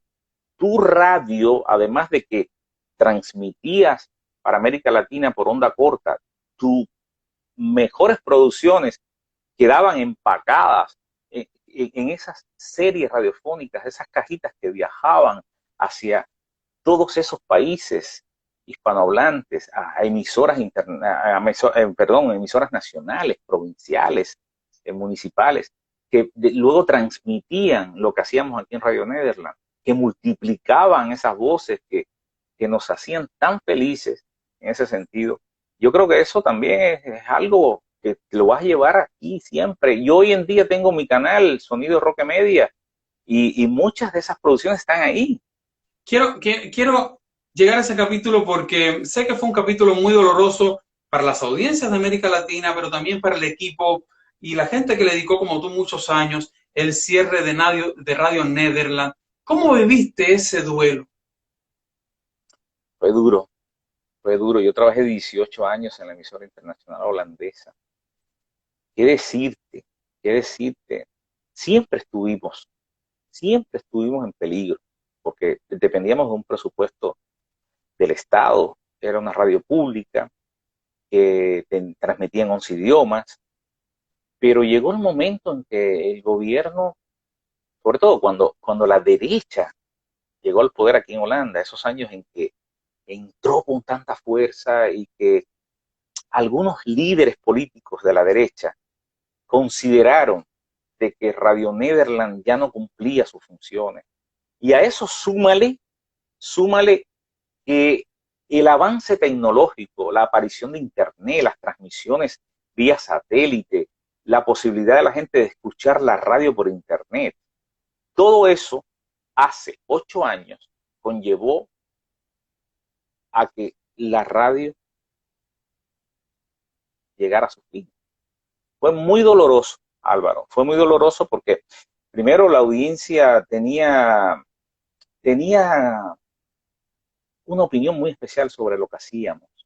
La gente le gustaba escuchar Radio Nederland porque nosotros al menos tratábamos de atrapar esas historias que otros medios no contaban, incluso ni los medios nacionales. Llegábamos a veces a tratar asuntos que no eran reflejados en los medios nacionales de esos países. Y Radio Nederland dejó una impronta, Radio Nederland dejó, como decir, un sabor, dejó unos sonidos para toda la vida. Hay mucha gente que echa de menos la radio. Imagínate para nosotros que estábamos aquí, que teníamos también la posibilidad de crear, de contar con recursos, de hacer una radio que que nos sentíamos orgullosos de hacerla. Fue muy duro y mira, ya con el tiempo tú te adaptas, ¿no? Pero ese vacío que te deja de pronto decir, ya no existe más esta radio, ha sido silenciada.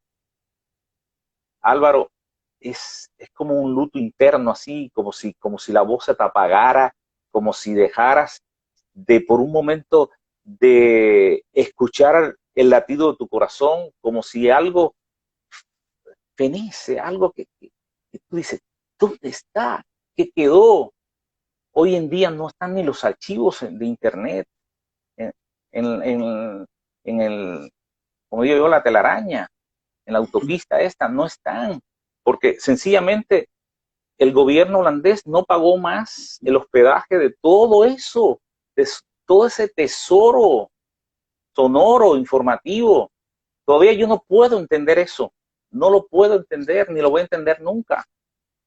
Por eso es que trato de rescatar muchos de esos programas, de ponerlos en Sonido Roque Media. ¿Cómo entender que aquí, con la capacidad que tienen para el análisis, para el debate, un país como Holanda, con una cultura democrática, del diálogo, de, de la democracia, de poner por delante muchas cosas? ¿Cómo es posible que hayan borrado el mapa a Radio Nederland? Hay cosas que a veces no tienen respuesta. Pero Radio Nederland llegó a ser una espinita. Sí. Sí, ¿Sí? una espinita para muchos. ¿Por qué una espinita? Porque asumió ¿Por qué? Porque se veía como una radio que en momentos determinados giraba a la izquierda. Y no era así. Era una radio muy seria, era una radio que trataba de acercarse a la problemática, al mundo, a ese constante quehacer político, económico, cultural, de la manera más seria posible. Tratábamos por todos los medios de hacer una radio creíble. Tratábamos de hacer una radio que respondiera a ese interés del latinoamericano por sentirse informado, por conocer otra visión, por poder llegar a tener varios elementos, darle voz a muchas, la pluralidad de voces, que es lo que hoy en día se está perdiendo. El Juan Carlos, diálogo, la cultura del diálogo. Yo dije que tuviste la posibilidad, tomé agua porque se me raspó la garganta, de trabajar en muchas radios, pero la experiencia de trabajar en una radio internacional marca también los estilos. ¿Cuán distinto es hacer radio en una radio que transmite para el mundo? Sí, es distinto porque mira, por ejemplo, cuando yo llegué, te voy a hacer esto tal vez te interesa, cuando yo llegué aquí, yo llegué con ese tono de Radio Rebelde, arriba, yo llegué aquí como hacía la radio en Cuba, me di cuenta de que con ese ritmo, ¿no? Y yo tuve que llegar y empezar a bajar y empezar a buscar el tono, empezar a acercarme a ese incluso acento neutral, sin dejar de ser yo, sin dejar de responder a mi idiosincrasia, a mi manera de expresarme, a mi manera de decir, pero sí tuve que hacer, o más bien renunciar, al menos delante del micrófono, a utilizar muchos de los cubanismos que yo utilizaba estando en Cuba, ¿no? Y claro, tú tienes que ir buscando los códigos que te permitan llegar con tu mensaje a una audiencia muy amplia, a una audiencia mundial. Y tenían razón al principio. Yo me di cuenta de decir, es verdad, yo tengo que tratar de adaptarme a la manera en que transmite Radio Nederland. El tono, también el tempo, era otro. Y mira, yo aquí también aprendí mucho. Yo recuerdo que cuando publicaron una vez, la primera vez que publicaron una entrevista en la revista En Sintonía de Radio Nederland, yo dije, para mí Radio Nederland ha sido otra escuela. Claro, yo aprendí muchísimo aquí de los grandes. de ¿Tuviste, pudiste también, a raíz de este término de Radio Nederland, incorporarte como colaborador en otra radio, como es Radio Francia Internacional? ¿Tenían patrones muy parecidos o había una diferencia entre una emisora internacional y otra? sí había diferencia. Mira, yo llegué a Radio Francia Internacional porque las circunstancias me obligaron. Yo salí de Radio Nederland en el 2012 y yo necesitaba, Álvaro, sinceramente, yo necesitaba hacer radio. Yo me quedé, ya te dije lo que significó para mí no hacer más radio aquí en Holanda. De hecho, ninguno de mis colegas ha vuelto a hacer radio en Holanda, porque emisora en español no hay. No hay otra emisora en español. Y entonces, Radio Francia me da la posibilidad de colaborar con ellos en el programa de grandes reportajes. Y ahí empiezo yo a colarme como colaborador desde Holanda. Pero llegué incluso no solamente a tratar temas holandeses dentro de la programación en español de Radio Francia Internacional, sino que me dieron también la posibilidad de cuando yo viajaba por asuntos personales o por invitaciones a universidades, cursos que impartía, pues yo también trataba de sacarle partido al viaje y hacer reportajes, hacer cosas que después podía transmitir Radio Francia Internacional. Así que Radio Francia fue esa transición del final de Radio Nederland, es decir, de ese cierre y encontrar la posibilidad de un medio que al menos una vez al mes te permitía hacer un gran reportaje y producirlo especialmente para Radio Francia Internacional. Pero ahora, no fue nada de trabajar allí, no, yo trabajé a distancia. Quiero ir a tus actuales proyectos porque a pesar del fin de Radio Nederland, incansable hombre de la comunicación, no paró, se reinventó, estás en nuevos proyectos. ¿Qué fue en lo primero que piensas? Vamos a hablar de los proyectos, Roque Media, la edición de libros, los podcasts, pero ¿en qué piensa Juan Carlos en el momento del cierre de Radio Nederland? Ahora sí es el momento de regresar a Cuba, volver a la radio cubana, buscar un puesto en la academia. Es el momento de irse de Holanda, porque es una pausa muy fuerte. ¿Cuáles fueron las alternativas que baraja para continuar su carrera como periodista?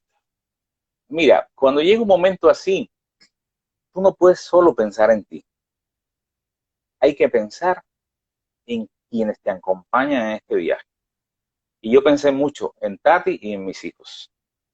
¿Te imaginas 18 años después de vivir en este país, tronchar, por así decirlo, la carrera de tus hijos? No, había que buscar una solución a este problema. Mira, a Cuba creo que no estaban dadas las condiciones para regresar. Primero porque era muy reciente el cierre de Radio Nederland.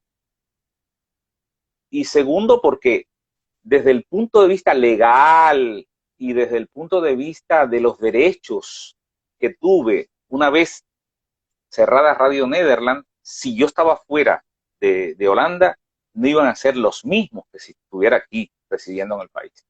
Así que lo primero que hice fue hablar con mi familia y defender también sus proyectos y propuestas. Es decir, esto es algo que consultarlo con la familia y demás. Así que yo decidí, a riesgo de que las cosas no me salieran como yo quería, quedarme aquí en Holanda y esperar. Y comenzaste a escribir libros, te convertiste en un escritor de libros y tienes varios libros publicados. Publicados y editados. Vamos con tus libros. ¿Cuántos libros y qué libros tiene hoy Juan Carlos? Tengo 6 libros. Yo empecé con el del Buenavista Social Club. Después yo dije, bueno, si conté la historia del Buenavista. Perdón, porque lo dije al inicio, que nació en la radio, el Buenavista Social Club, el claro. libro. A ver, mira, yo te voy a decir, mis primeros libros nacieron de historias contadas en la radio. Yo dije, ¿por qué no? Ahora que tengo tiempo, ahora que dispongo de tiempo y de posibilidades de dedicarme a algo diferente, reinventarme, buscar la posibilidad de seguir, ya, no sé, de seguir creando en ese sentido. Y digo yo, bueno, y si yo hacía guiones en la radio, si yo hacía programas de radio, ¿por qué? ¿Por qué no me voy a sentar a escribir un libro? De atrevido, porque yo, de literatura, de verdad, lo que siempre he leído muchísimo, pero nunca me había animado a escribir. Y dije, bueno, voy a empezar por el Buenavista. Y bueno, yo siempre aprovecho mucho las coyunturas. Y justamente el Buenavista se iba a despedir de los escenarios. Se acababa el Buenavista. Y dije, oye, pero si yo tengo todas las historias de ellos, las entrevistas exclusivas, desde que comenzó este fenómeno, desde que comenzó la agrupación, ¿por qué no hago este libro? Y nada, hice el libro con ese espíritu y tuvo muy buena aceptación. Luego incluso se tradujo al inglés, se sigue vendiendo hoy en Amazon ambas versiones. Me publicaron el libro en Cuba, en Ediciones Unión. Eso me gustó muchísimo, porque ver tu libro en las librerías cubanas, que la gente pueda comprarlo, que te pueda leer, ese es el mayor premio posible que te puedan leer. ¿Y los otros libros basados en historias de radio eran? Mira, después vino Cartas de una Madre, una historia que siempre me marcó, una historia que conté a manera de documental o de testimonio documental, una historia que confieso aquí públicamente,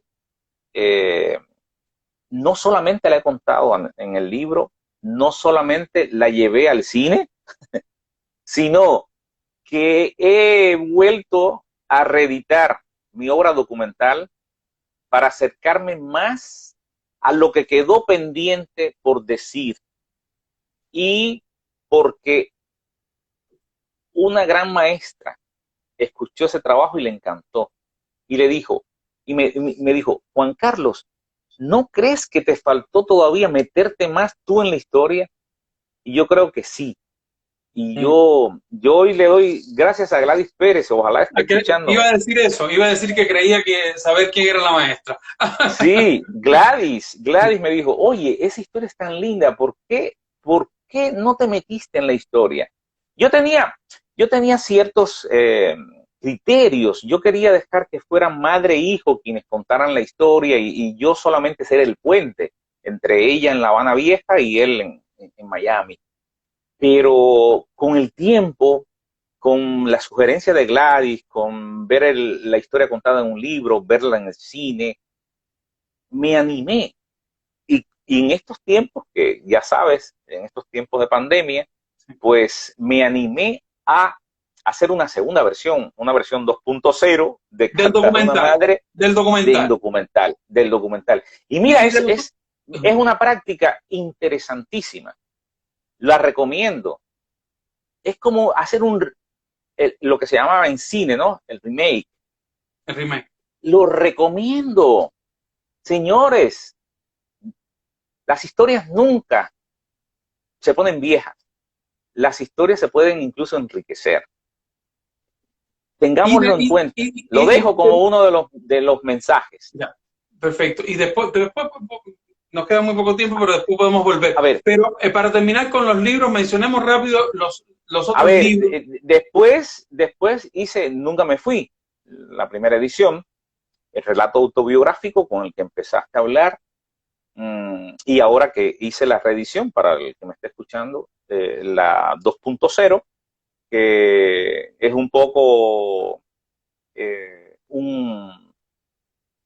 una actualización, como dije, una actualización por mis 60 años. Que cumplí ayer, ya aquí son las 12:35. Pero sí. Bueno, yo todavía no he nacido en Cuba. Vamos a aclarar esto. Ve al libro. Oye, espera, ya para terminar, mira, sí. te interrumpo, perdona. Sí, no. Después del libro Nunca me fui, dije, Lady Tavares, una niña de la calle de Colombia que he seguido durante 20 años, que la conocí en el Festival de Cine de San Sebastián, que quedé impresionado por cómo esa niña de la calle fue la protagonista de la película La Vendedora de Rosa. Y a partir de entonces seguí su vida. La conté en la radio. Llegué a hacer un documental incluso sobre ella. dije, voy a contar la historia de Lady en un libro, pero con otra visión, ya después que salió de la cárcel y todo lo demás, es la visión que tiene ella después que pasó por la cárcel injustamente, 12 años en la cárcel, pero en los que nunca perdí contacto con ella. Yo fui incluso a visitarla a la cárcel en Colombia. 20 años siguiendo a un personaje. Y ese es otro libro.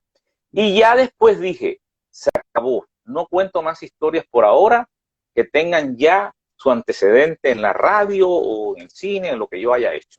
Voy a arriesgar y voy a escribir una novela. Y entonces fue que escribí Entre Habanos. Y sí, fue una experiencia tremenda, que reconozco, es una novela, no sé por qué, quizás porque soy un hombre de radio, pero eso es una novela que es muy radial, pero es una novela. Y el último libro, que fue este año, resultado de este encierro, de la pandemia, dije, voy a retomar las historias del Mariel, las historias de los Marielitos, de los cubanos en Perú. 20 años siguiendo también ese acontecimiento. A los 20 años del Mariel, a los 20 años de esos sucesos, yo conté en Radio Nederland, en una serie radiofónica que está en disco compacto y demás, Cuba, el éxodo del 80. Y la retomé ahora cuando se cumplieron 40 años en el mes de abril y mayo de los sucesos de la Embajada del Perú en La Habana y de la salida de los Marielitos. Bueno, 40 años después, encontrarte con esos personajes es un relato novelado. Esto no es novela, pero es un relato novelado. Se llama Cuba, el éxodo del 80. Tienen la posibilidad de en muy poco tiempo haber hecho una amplia producción editorial. Creo que ahí nuevamente puntos para la radio y su archivo y la visión que tiene un profesional de guardar sus archivos y de cuidar el archivo que está tan descuidado también hoy en las dinámicas de las emisoras en casi todo el mundo. Pero quiero hacerte una pregunta relacionada con esto porque debo confesar, yo estuve en el verano pasado en una presentación de tu libro en Cuba o de algunos de tus libros. Sin embargo, hay otros colegas que han escrito libros y no han podido hacer lo mismo. ¿Por qué? ¿Qué hace la diferencia entre que algunos podamos y otros no puedan presentar sus libros en Cuba, siendo que todos viven fuera de Cuba? Y lo hago por una pregunta que hacía ahí Loyola en relación con la creación y el sistema. Bueno, mira, yo he navegado con suerte, quizás. Primero fue el libro del Buenavista. Y además, yo creo que también está en la capacidad que tengamos nosotros para proponernos cosas y hacerlas. A mí nadie me ha dicho, no, porque sí, vamos a presentar tu libro. No, no. Yo he llevado mis libros y he buscado a mi gente, a mis colegas, a mis amigos, y he compartido mi experiencia y les he llevado ejemplares de mis libros. Algunos sí, bueno, te voy a decir, por ejemplo, el libro de Lady Tavares, lo presenté en la UNIAC, sí. Yo creo que tú estabas allí en esa presentación del libro de Lady, ¿ya? Y mira, me dieron ese espacio porque yo soy miembro de la UNIAC, yo tengo derecho también a ese espacio, ¿ya? No, yo no he renunciado a la UNIAC, yo sigo siendo miembro de la UNIAC. Eso es por una parte. Y por lo otro también es lo que te digo, yo he llevado el libro mío, Nunca me fui, y he hecho una presentación con colegas. De hecho, por ejemplo, yo fui a mi pueblo y presenté la novela Entre Habanos. Hice una presentación pública en mi pueblo. Y fui a la tabaquería Montero, que es la tabaquería, el escenario de mi novela. Y tuve el honor, el placer de ver cómo les leían mi novela a los tabaqueros. ¿No tuviste que pedirle permiso? ¿No tuviste que pedirle permiso a nadie para eso? ¿Permiso, o sea, al municipio, al gobernador municipal? No, yo no pedí ningún permiso. Simplemente se interesaron por mi novela, la quisieron leer. Es más, el día que yo fui a la fábrica, estaban leyendo un capítulo, me invitaron y les leí un fragmento de la novela a los tabaqueros. Tengo dos preguntas para terminar con, bueno, yo creo un poco en la suerte, pero también en el esfuerzo y el trabajo que uno hace también para lograrlo, ¿no? Te quedan muchos años de vida activa, porque como decía yo, 60 ya no es nada en estos tiempos que corren, y seguramente se va a venir un Nunca Me Fui 3.0, van a quedar, no sé, 20 años de vida, 20 años de vida activa. ¿Qué le gustaría al periodista Juan Carlos Roque que estuvieran en esos 20 años futuros de su libro? La vuelta a la radio, el crecimiento en el mundo editorial, la explotación de nuevas formas sonoras. ¿Cómo visualiza esos 20 años que le faltan por vivir y contar? Bueno, yo creo que exageras. 20, yo con llegar profesionalmente activo a los 70 estaría feliz.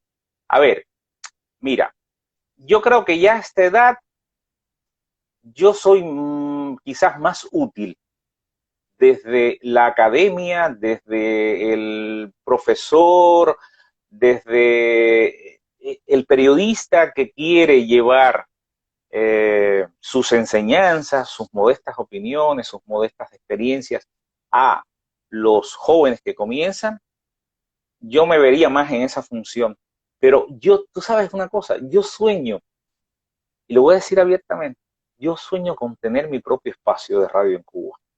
Yo sé que eso es imposible ahora.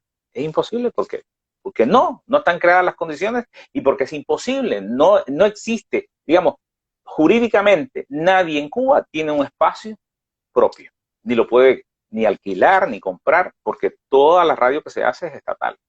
Pero a mí sí me gustaría un día regresar y tener un espacio. No trabajar en una emisora permanentemente, porque ya a la edad no, creo que no, yo no trabajaría de manera permanente, pero sí, me gustaría, a ver, si como dice Doniquian, se puede hacer una radio educación en Cuba, me encantaría tener un espacio propio ahí con Borigán, perdón, con Doniquian, Y volver a ser a quien equipo, y volver a mando un ser equipo, saludo grande. volver a ser Ya. equipo con gente de la vieja escuela y de esos tiempos. Me encantaría trabajar otra vez con Ismael Renzoli, a quien envío un gran abrazo desde Holanda, a quien admiro muchísimo como realizador, como gran hombre de la radio, como el radialista que me gustaría ser. Yo termino siempre este tiempo de conversación, Juan Carlos Díaz por Radio, con una pregunta, pero de alguna manera te adelantaste porque en lo que hemos conversado, siempre le pregunto a la gente si volvería a Cuba, pero tú me has confesado tantas veces que nunca te fuiste y acabas de decirme ahora que te gustaría tener un programa de radio en Cuba. Voy a cambiar un poco la pregunta para terminar con Cuba, que es una de las dos cosas que unen a todos los protagonistas de este espacio, la radio y Cuba. Bueno, y también la diáspora. ¿Cuándo te gustaría estar de vuelta definitivamente en Cuba? Me gustaría, mira, me gustaría estar mañana, pero sé que no es posible. Pero sí me gustaría. Pero me gustaría, además tengo mis temores, si llegaste al final del libro, creo decir algo, creo anticipar algo en el libro. Yo si regreso, quisiera regresar, te lo decía a mi esposa ayer, a Tati. Tati se atrevió a hacerme una entrevista muy linda que le quedó, por cierto, para mis 60 años. Y yo le decía, yo tengo mis temores, porque ya no es la Cuba que yo dejé. La Cuba que voy a encontrar es otra. Ese es mi primer temor. Y el deseo es encontrar una Cuba encontrarme yo en esa Cuba. Es lo que le dije a Tati, encontrarme yo en esa Cuba, que haya un lugar para mí y que se me respete en ese sentido. Que no me vean como un intruso, como el que llega a tratar de recuperar un terreno perdido, o el que llega a tratar de usurpar a quien se quedó y quien hizo radio y quien estuvo ahí al pie del cañón. No, yo quiero que me vean como lo que en su momento pudo aportar que me vean también como el que llega con la experiencia de haber trabajado, como decías tú, en medios internacionales, como quien viene a acompañarte, ¿entiendes? Yo quiero que me vean como eso. Yo quiero sumarme, pero sumarme a eso, a una manera de hacer radio en Cuba con la que yo, hay una conciliación en ese sentido, ¿no? De que en la que yo pueda ser el Juan Carlos Roque que soy hoy.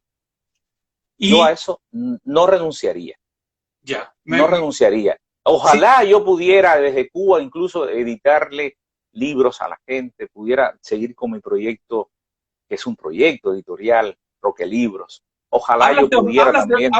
hablas de ojalá, y ojalá yo pudiera, y ojalá pudiera ser mañana. ¿Qué tuviera que pasar para que ese ojalá llegue? ¿Qué tuviera que suceder? Se ve que eres buen periodista. Mira, Álvaro, Álvaro, son preguntas que todos tenemos la respuesta, pero yo sí creo, yo creo que te he dicho por lo claro, tiene que suceder lo que no ha pasado, y es dejar tantos temores a un lado, y es buscar la conciliación entre todos los cubanos. No hablo de reconciliación, hablo de conciliación, de buscar la manera de que todos quepamos en esa nueva Cuba, que no es renunciar a muchas cosas que yo rescataría, ¿ya? Es saber dar lugar a uno y al otro, y de respetar posiciones, de respetar esa posibilidad de expresarse unos y otros de una manera diferente. No todos debemos o tenemos por qué coincidir. Eso lo aprendí aquí. Y yo a eso, Álvaro, no estoy dispuesto a renunciar. Yo soy gente de diálogo. Yo soy gente que veo el mundo con la capacidad de poder reconocernos a nosotros mismos, de reconocer nuestros errores, de poder reconocer el valor de la palabra de otros y de poder conciliar posiciones. Y yo creo que eso es lo que hace falta. Yo Y eso, te agradezco mucho esta respuesta porque sé que es una respuesta diversa para todos los que pasan por acá, todos tienen posiciones y no estamos buscando con la pregunta una posición, estamos buscando mostrar la diversidad de cubanos, como dices tú, que tenemos que conciliarnos. Pero en aras de que tenemos que terminar y que tú has mencionado, y no voy a dejar esto como última pregunta, tú lo has mencionado muchas veces en esta entrevista, has dicho su nombre reiteradamente, y eso no pasa en la vida de todas las personas, ni de todas las parejas, ni de todos los seres humanos. Por eso quiero hacerte esta pregunta para cerrar, porque la gente que no conoce tu vida personal no sabe quién es Tati en la vida de Juan Carlos Roque. yo se lo decía ayer, Tati es todo. Mira, Tati y yo tenemos una historia muy linda, porque somos del mismo pueblo. Ambos nacimos en Huila de Melena. Ambos, ambos nos conocimos allí. Tenemos nuestras raíces allí. Tenemos nuestra familia, la que queda. Otra ya no está. Eh, Compartimos tantas cosas comunes. Tati ha sido la mejor compañera de viaje. Tati me ha dado lo que yo jamás pensé encontrar: seguridad, estabilidad. Me ha dado los mejores hijos del mundo. Me ha dado una familia, es decir, su familia también ha pasado a ser mi familia. Tati me ha acompañado en las buenas y en las malas. Tati ha estado ahí defendiendo siempre su lugar, pero también apoyando en todos los sentidos y haciendo valer también mi lugar. ¿Qué quiero decir con esto? Mira, ella y yo somos un binomio, es como es como con la música y la letra. Mira, mira qué imagen más linda me ha venido. Mira, muy linda. La música y la letra. Es la compaginación. Es decir, ella es, yo se lo he dicho muchas veces, ella es mi inspiración. Tati es ese ángel que Dios me dio para que volara conmigo. Y las alas, estas alas que ves aquí, ya, con las que he volado, están también sus alas. Es decir, ella vuela conmigo. Y Tati me ha llevado a mí a ser un mejor hombre, a ser una mejor persona. Ha estado conmigo, como decía, acompañándome siempre. Ha sido mi mejor crítica. Siempre ha sido muy crítica conmigo. Tati es silenciosa. Yo lo reconozco.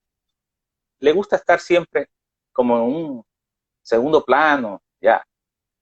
Pero Tati es de las mujeres más emprendedoras, más guerreras que yo he conocido en mi vida. Yo, de verdad que yo estoy orgulloso de ella. Se lo dije ayer, yo no sería quien soy sin ti. Yo no podría haber llegado a donde he llegado sin su apoyo incondicional. Ella, para mí, todos los días es un nuevo despertar. Ella, para mí, es como el sol que siempre me acompaña, aunque el cielo aquí en Holanda siempre esté nublado. Ella es mi luz. Lo es todo, Álvaro. De verdad, sinceramente, yo Muchas estoy gracias. muy orgulloso de ella. Muchas gracias por eso, aunque la entrevista la conversación giraba en torno a la radio, era imposible no preguntarte al final por Tati, porque los que te conocemos sabemos el lugar que tiene en tu vida. Ahí Carla López decía, qué bien y qué maravilla cómo se expresa de su pareja. Agradezco, Juan Carlos, primero a todas las personas que han pasado durante esta transmisión. Hemos estado hablando casi 2 horas y en estas 2 horas han pasado muchos conocidos. Increíble. Le agradezco, mucha gente va a pasar después por el YouTube, pero a Doniquian, a Loyola, que siempre con sus aportes ahí dice cuando hablaste del diálogo que también está por esa conciliación entre los cubanos, a Carla Roche, un joven locutor de Radio Trinidad que estaba conectado y cuando hablaste de la radio decía que él no podría tampoco vivir sin la radio, a todos los que han pasado y por supuesto a ti. Y te voy a despedir con un refrán cubano, no sé si, creo que es cubano. Quien no quiere caldo, 2 tazas. Porque te demoraste mucho en estar conmigo conversando porque dormías temprano. Y hoy te he hecho trasnochar 2 horas. 2 horas, increíble. Bueno, pero quizás me fui acostumbrando a la idea. Oye, quiero llegar con mi mensaje, con mi cariño a todos esos colegas que me han acompañado durante toda mi carrera, a los que no he podido mencionar, pero que están presentes, sobre todo a Jesús Díaz Loyola en España, a Solano, a mis colegas de Cuba, a todos los que me han acompañado en este viaje, los editores, los técnicos de sonido, la gente que aprecio tanto, los periodistas, los profesores que me acompañaron, la gente que profesionalmente está fuera de Cuba y que ha logrado escalar y seguir haciendo el periodismo, quizás no el periodismo que quieren, pero que se mantienen activos. En fin, a todos los cubanos, a los nuevos proyectos que tengo, contando historias con sonidos en Cuba, Así suena la vida, que es otro de mis libros. Por cierto, míralo aquí, no, el último. El último, de un proyecto bueno, es un libro colectivo con 3 autores, pero Así suena la vida, que es un libro sobre la radio. Lo recomiendo también. ¿Ya? También en Amazon. Sí, en Amazon. Inspirado también en un programa dedicado al documental sonoro. Nada, ha sido un placer, Álvaro. Gracias por la invitación. Tú querías que yo fuera el segundo en pasar por este programa. Y yo te decía, y es que yo me acuesto muy temprano. Yo a las 10 de la noche ya no soy nadie. Y entonces me levanto también muy temprano porque rindo mucho en la mañana. Y yo decía, vamos a dejarlo para cuando yo esté en algún lugar de América Latina o esté visitando a mi hijo en Estados Unidos, no sé, y ver si hacemos el programa en tu horario para yo estar más fresquito, ¿no? Y mira, bueno, ya se Pero dio... ha rendido, estás entusiasmado y lo agradezco mucho. Te doy las gracias, Juan Carlos, por este tiempo. Ya te di las felicitaciones correspondientes. A partir de este instante ya estás comenzando a vivir tu año 61, que lo vivas con mucha intensidad, como ha sido tu vida y tu carrera. Gracias por acompañar. A ti por la invitación. Y ahora sí creo que ya estoy naciendo. Estoy naciendo en Cuba. ¿Sí? ¿A qué hora naciste?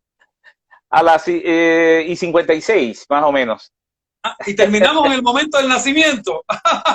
Sí, más o menos por ahí. Esto da para documental. Vamos a terminarlo acá en el minuto del nacimiento.